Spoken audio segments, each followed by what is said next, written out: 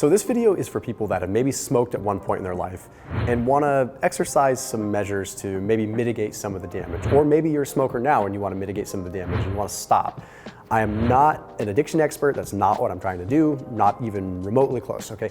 What I'm trying to do is share the research that I have uncovered in terms of some things that could potentially help out your lungs if you were a smoker or are a smoker. So full disclaimer, I'm not a doctor, I'm not trying to be one. This isn't a fix for anything, it's just the research. So let's go ahead and dive in.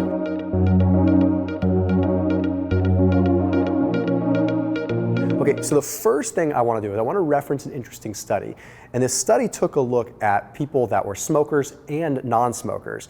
And in this particular case, it was talking about their curry consumption. It's pretty wild stuff, so we'll dive into that in just a second. After this video, I do want you to check out Thrive Market. Okay, they are an online membership-based grocery store, and you can save 25% off if you use the link down below. So 25% off your entire first grocery order. So you go to Thrive Market, you order your groceries, whether you're doing paleo, maybe you're vegan, whatever your dietary pattern is, they have it for you, right?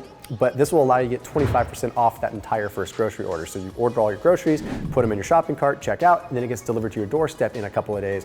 Really quick, it's awesome. And it'll just change how you shop. It seriously is a game changer. So that link is down below, 25% off plus a free gift when you use that Thomas DeLauer link in the description down below.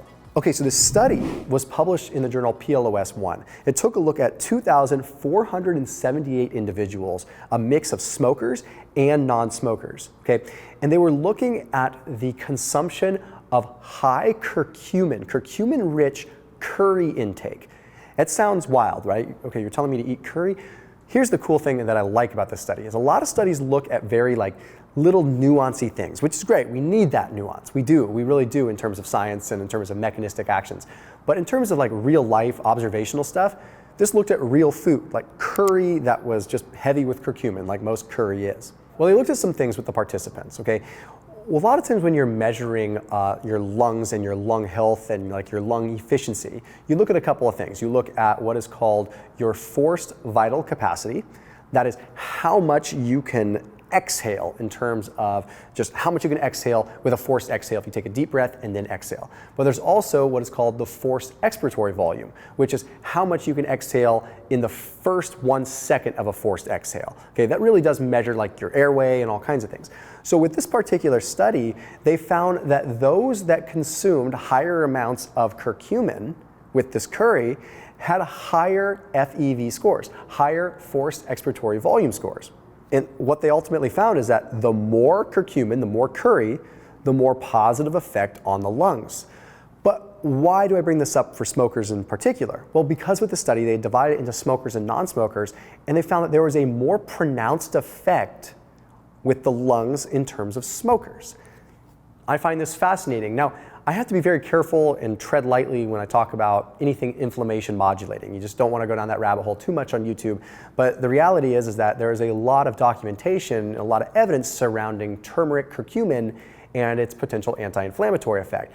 So the researchers with this study speculated that it probably had to do with the anti-inflammatory effects of the curcumin. And somehow or another, it was affecting the inflammatory response within the lungs, specifically that in smokers. Very fascinating stuff. Now, the other thing that we have to factor in is researchers isolated, they really factored in for other potential anti-inflammatory compounds that were in the turmeric or curcumin. So by doing that, they were able to really isolate. So they factor that in. There's mathematical and algorithmic things that they can do to basically isolate variables a little bit more.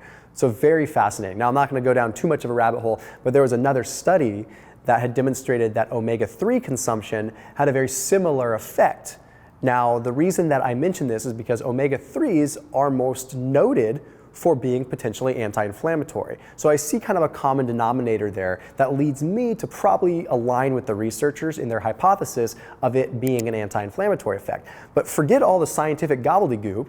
This is just very powerful stuff if you're someone that maybe is just concerned about potential damage that happened to the lungs.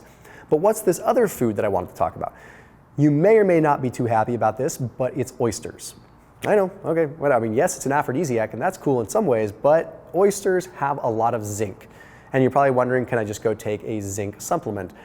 I can't comment on that because who knows? Like, zinc supplements are all over the place, but oysters being so rich in zinc and just being a mineral powerhouse, I would say they're a pretty darn solid food that people could eat if you're really concerned about that. But where am I getting this? Why does zinc matter? Well, let's look at the data. There was a study that was published in the journal Respiratory Research that took a look at 6,726 people.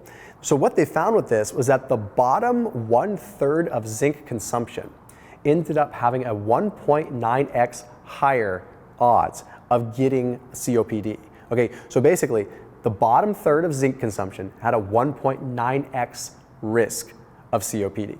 That's pretty serious. That's a pretty big difference just by not getting enough zinc in your diet. But then what does it have to do specifically with smokers? I mean, COPD and smoking can probably align, of course, but there's something in cigarette smoke that is called cadmium, and this is one of the components of cigarette smoke that is really thought to be one of the worst things. It's really one of the really terrible things about cigarette smoke, and it's hard for our body to break down. So it turns out that zinc can potentially modulate the effects of cadmium. Okay, it increases something called metallothionein, okay, which ends up breaking down cadmium to a certain degree.